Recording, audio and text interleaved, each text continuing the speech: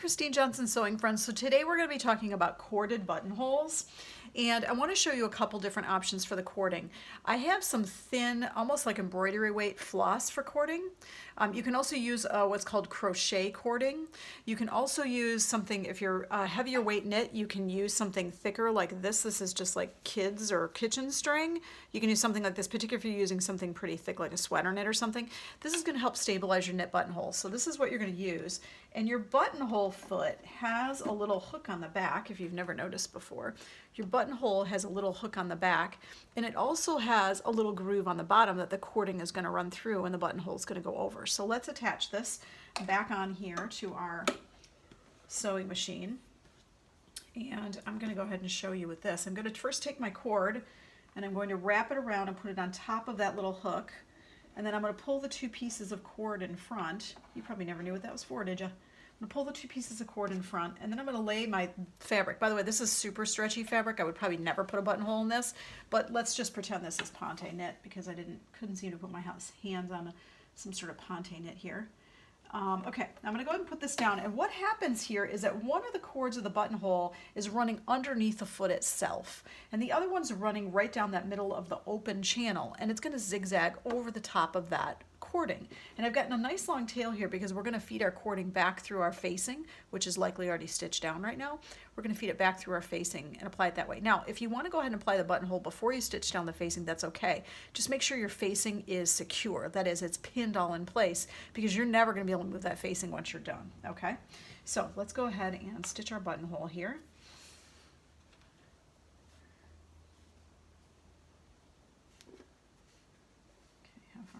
Okay, you ready? Let's go.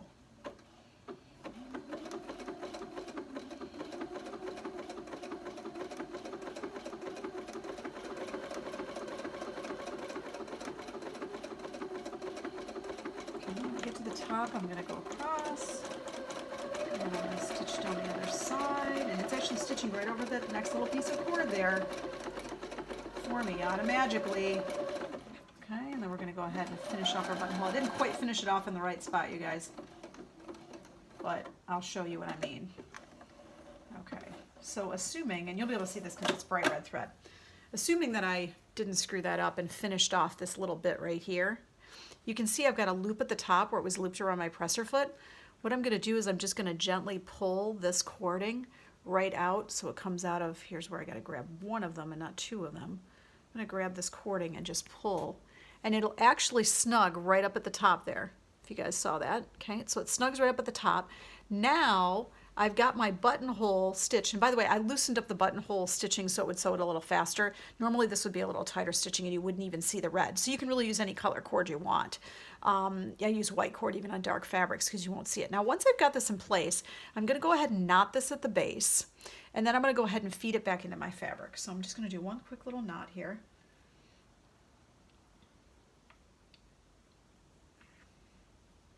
You can feel free and use, they have all sorts of, you can use like double weighted embroidery floss, you can use all sorts of things, anything that just is non-stretchy that you can stitch over like thread, okay?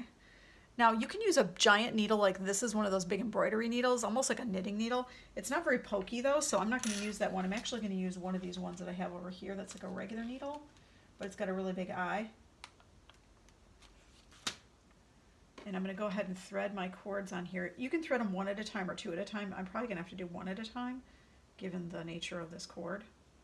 Well, let's see if I can thread this without my glasses on. Probably not. I'm going to need my glasses, you guys. It's one of those challenges of working with small stuff. I do need my glasses. Okay, so I'm going to go ahead and thread this on here. And then I'm just going to take, I've already gone ahead and tightened it up and tied a little knot in there. I'm just going to go ahead and take this. Now, normally I'd be working with a stitch down facing. If I'm not stitched down facing yet, I can just open it up and pull it through the middle. But if I've already stitched down my facing, I'm just going to go ahead and just insert it between the two layers. And to do that, inserting between the two layers, keep your finger on the back, and if it pokes through, you've poked through more than the two layers because you poked your finger. But as long as you're in between the two layers, you're just going to go ahead and put the needle in there like that. And then at some point, somewhere down here, poke the needle back through and take it out, right? Pull it all the way up. And what that's going to do is that's going to pull the cord inside, and then you can just let this go and you'll pull both pieces of cord inside exactly the same way. So you'll thread this up and you'll pull both pieces of cord right inside here. And I'm going in right at the base of this. And again, don't mind the fact that this is red and my stitching is like loose here. I'm going to go in here and then I'm going to pull these cords out right here.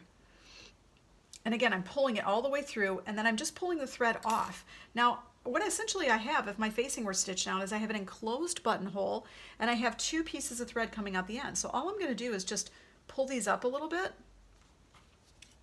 trim them off, boop, like that, and then give a tug on my facing and they're gone.